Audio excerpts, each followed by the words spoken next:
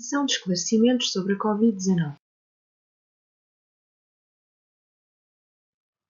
A Covid-19 é a doença provocada por um vírus que se chama SARS-CoV-2, sendo o número 19 representativo do ano em que foi descoberto. Os sintomas da doença variam em gravidade. O doente pode não apresentar sintomas, ou seja, ser assintomático, ou apresentar uma grande variedade de sintomas. A febre, a tosse, o cansaço, a perda do olfato, a perda do gosto e a falta de ar são os sintomas mais comuns. Embora pouco comuns, as dores musculares, a dor de garganta, a congestão nasal, a diarreia ou vômitos podem estar presentes. A doença na criança tem uma manifestação semelhante ao do adulto. Contudo, a congestão nasal, a diarreia e os vômitos foram encontrados com maior frequência nesta faixa etária. De acordo com as orientações da Direção-Geral da Saúde, sempre que apresentar febre, tosse diferente do seu habitual, falta de ar, perda súbita do olfato ou do paladar, deve contactar o SNS 24 ou o seu centro de saúde, preferencialmente por vias não presenciais, pois tem indicação para realizar teste diagnóstico.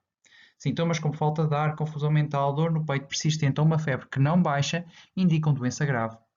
Na presença de qualquer um dos sintomas referidos anteriormente, deve contactar os serviços médicos para pedir ajuda. A transmissão pode acontecer de forma direta, ou seja, de pessoa a pessoa, ou de forma indireta, por contacto com superfícies contaminadas. Quando a pessoa infectada fala, tosse ou espirra, liberta pela boca e pelo nariz gotículas e aerossóis que contêm o vírus. Estas partículas podem atingir diretamente a boca, nariz ou olhos de outra pessoa, infectando-a, ou podem depositar-se sobre os objetos envolventes. Quando as mãos contactam com as superfícies contaminadas e não são higienizadas, e de seguida tocam no nariz, boca ou olhos, existe a transmissão da infecção. O tempo decorrido desde a exposição ao vírus até ao aparecimento dos sintomas chama-se período de incubação. Na Covid-19, este tempo varia de 1 a 14 dias. O período de infecciosidade, ou seja, em que o infectado consegue transmitir o vírus, em caso de ser assintomático ou apresentar doença ligeira, é estimada em cerca de 10 dias e de 20 dias em doentes com doença grave, desde que o infectado não apresente febre e apresente melhoria significativa dos sintomas 3 dias antes do fim deste período. Após 10 dias de isolamento, tempo mínimo de isolamento do infectado, nos casos assintomáticos ou ligeiros, e de 20 dias nos casos mais graves, desde que não apresente sintomas nos últimos 3 dias, com exceção da alteração do gosto e do paladar que pode durar semanas após a cura, a evidência científica atual mostra que o risco de infecciosidade é baixo, não necessitando de teste de cura para sair do isolamento. Os testes de cura são assim reservados para profissionais de saúde ou prestadores de cuidados de elevada proximidade, a pessoas vulneráveis, a pessoas que vão para lares, cuidados continuados ou cuidados paliativos, onde o distanciamento físico não é possível e a fragilidade da população é maior. A evidência sugere que a transmissão pode começar a ocorrer cerca de 2 dias antes de manifestar os sintomas. Todos nós estamos em risco de contrair a doença. A maioria dos infectados tem sintomas ligeiros. No entanto, a doença pode ser grave com necessidade de internamento, incluindo em cuidados intensivos. Há maior risco de doença grave ou complicações nos idosos, em doentes crónicos, com doença cardíaca, pulmonar, cancro, diabéticos, hipertensos, entre outras, e ainda em pessoas com compromisso imunitário, ou seja, com diminuição das defesas, como doentes a fazer quimioterapia, tratamentos para doenças autoimunes, infecção VIH-Sida ou doentes transplantados. Para prevenir a infecção, devemos adotar algumas medidas, como o distanciamento físico, mantendo uma distância de 2 metros em relação a outras pessoas, pois assim reduz-se a transmissão da doença. A higiene das mãos deve ser repetida ao longo do dia, antes e depois de fazer alguma atividade e sempre que seja necessário. É importante esfregar a totalidade das mãos, palmas, dorso, entre os dedos e pulsos. Devem ser retirados objetos como anéis, pulseiras ou outros, sendo que estes devem também ser higienizados. Caso não possa lavar com água e sabão, utilize solução alcoólica a 70%. Quando tosse, espirra ou simplesmente fala, liberta gotículas, secreções ou aerossóis que podem conter o vírus. Assim, ao tossir ou espirrar, importa colocar um lenço descartável ou o antebraço à frente do nariz e da boca. A utilização da máscara visa diminuir a possibilidade de propagação das gotículas e também de as respirar caso contacte com alguém infectado. Existem vários tipos de máscaras. Os respiradores destinam-se a ser utilizados por profissionais de saúde. A máscara cirúrgica ajuda a prevenir a transmissão da infecção de quem a usa para os outros.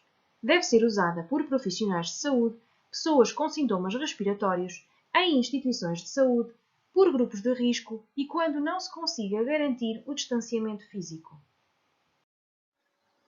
As máscaras não cirúrgicas, comunitárias ou de uso social destinam-se à população em geral, devendo privilegiar-se o uso das que apresentam o selo de certificação. É necessário ter em atenção que a máscara deve ser substituída a cada 4 a 6 horas ou sempre que estiver úmida ou danificada. Antes de colocar ou retirar a máscara, deve higienizar as mãos. Deve tocar apenas nos elásticos. Ao retirar, não deve tocar na parte da frente da mesma, pois pode estar contaminada. A máscara deve cobrir o rosto do nariz até ao queixo, sendo que o nariz e a boca devem estar sempre dentro da máscara. Caso contrário, poderá respirar gotículas com o vírus ou libertar gotículas que vão infectar outras pessoas.